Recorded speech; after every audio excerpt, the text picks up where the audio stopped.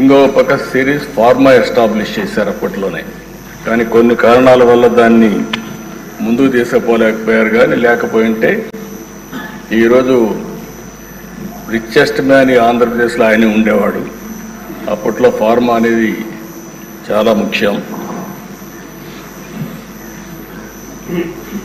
మన deputy speaker గారు 19లో నర్సాపూర్ ఎంపీగా పోటీ చేసి గెలిచారు. అయితే వీరి ఆలోచన, వీరి వ్యక్తిత్వం మామూలుగా ఉండేవాళ్ళకి అడ్జస్ట్ కాలేరు. ఏదున్నా సరే ఫ్రాంక్గా మాట్లాడతాడు, మనసులో కల్మషం ఉండదు, ముందు వెనుక చూడకుండా మాట్లాడుతూ ఉంటారు.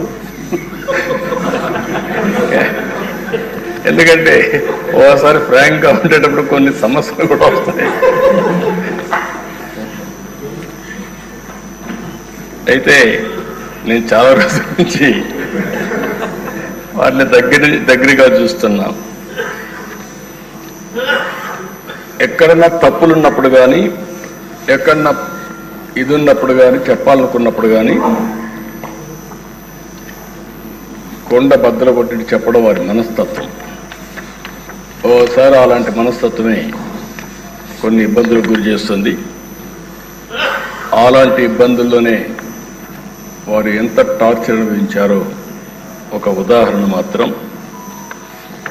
ఆయన మీరు చూస్తే పోయిన గవర్నమెంట్ ఎప్పుడైనా సరే ప్రభుత్వాలు ఒక సంస్కరణ చేయడం, ఒక అభివృద్ధి చేయడం, లేకపోతే సంక్షేమ కార్యక్రమాలు చేయడం వల్ల ఎక్కడికక్కడ ఒక పాపులారిటీ వస్తుంది.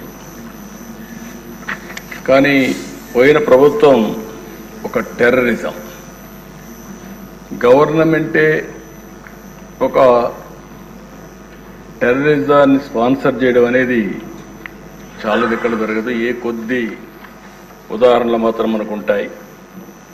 అలాంటి చూసినప్పుడు సొంత ఎంపీ విభేదించినప్పుడు, డిఫర్ అయినప్పుడు కావాలంటే మనం దూరంగా ఉంటాం, అది వేరే విషయం. కానీ ఏ విధంగా ఆయన పైన కక్షగట్టి పనిచేశారో, ఏ విధంగా కుట్రబన్నారో మనం ఒక్కసారి గుర్తుపెట్టుకోవాల్సిన అవసరం ఉంది. ముందు బెదిరించారు, భయపెట్టాలని చూశారు, కానీ ఏమాత్రం తగ్గలేదు. ఈయన నమ్ముకున్న సిద్ధాంతం ప్రకారం ముందుకు పోయి మాట్లాడే పరిస్థితికి వచ్చారు. అయితే మనం అందరం కూడా చూస్తే అలాంటి సందర్భంలో ఏకపక్షంగా తన సొంత ఎంపీ మీద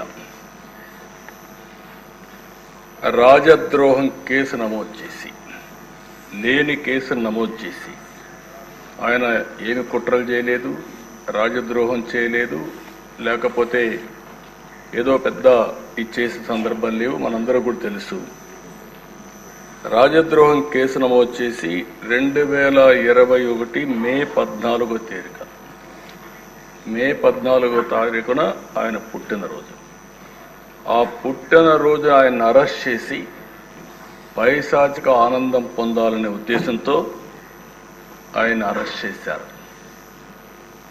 ఆ రోజు మీరు చూస్తే ఒక ఎంపీ పోలీస్ కస్టడీలో టార్చర్ చేయడం దేశంలోనే ఒక పెద్ద సంచలనమైంది. సిఐడి సీనియర్ అధికారులు, ఐపీఎస్ అధికారులు పోలీస్ కస్టడీలో ఒక ఎంపీని ఇలా హింసించిన సంఘటన భారతదేశ చరిత్రలో, నేను కూడా రాజకీయాల్లో 40 సంవత్సరాల నుంచి ఉన్నా, చాలా సంఘటనలు చూశాను.